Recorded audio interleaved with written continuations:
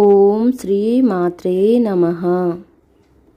ఈరోజు మనం వారాహిదేవి మాత రెండవ రోజు ఏ రూపంలో ఉంటారో తెలుసుకుందామండి. ఈరోజు అమ్మవారు మనకు రక్షమయ్యి దేవిగా దర్శనమిస్తారు. ఈరోజు అమ్మవారు నల్లటి వర్ణం లేదా తామర పువ్వు వర్ణం అండి, అంటే నీలివర్ణంలో దర్శనమిస్తారు. అమ్మవారి మొహం వరాహ మొహం అండి. అలాగే అమ్మవారు గదైదారినిగా చేతిలో ఆయుధాలతో ఉంటారండి. ఈరోజు పంచ ఆయుధాలు ఉంటాయి. అది 1 గద, 2 ఖడ్గము, 3 త్రిశూలము, 4 పాసము, 5 అంకుశం. ఈ ఆయుధాలతో అమ్మవారు మనకు దర్శనమిస్తారండి.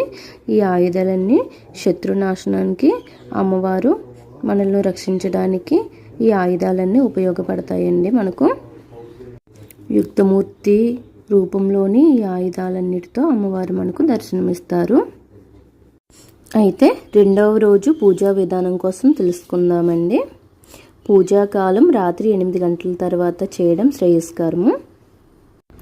అలాగే ఇంటిని గోమయంతో శుద్ధి చేసుకోవాలి.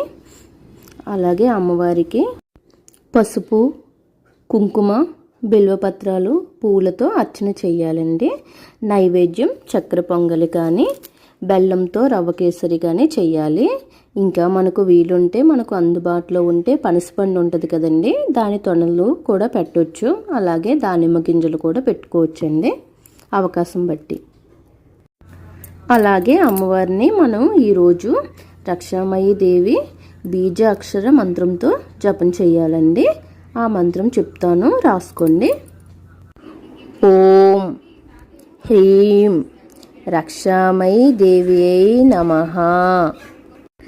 ఈ మంత్రాన్ని మనం 108 సార్లు జపించాలండి, లేదా కనీసం 9 సార్లైనా జపిస్తే చాలా మంచిదండి. ఈ పూజ మనం చేయటం వల్ల శత్రునాశనం జరుగుతుందండి. అలాగే మన గృహానికి రక్షణ కూడా కలుగుతుంది.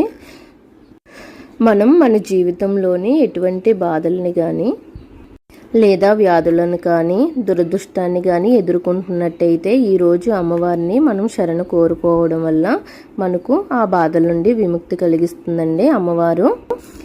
అమ్మ మనకు తోడుగా మాతృ రూపంలో నిలుస్తుందండి. అలాగే రక్షణను మనకు కలిగిస్తుంది. ఓం వారాహిదేవి నమః. నా వీడియో నచ్చినట్టయితే లైక్ చేయండి, షేర్ చేయండి, సబ్స్క్రైబ్ చేసుకోండి. థ్యాంక్ యూ ఫర్ వాచింగ్ అండి.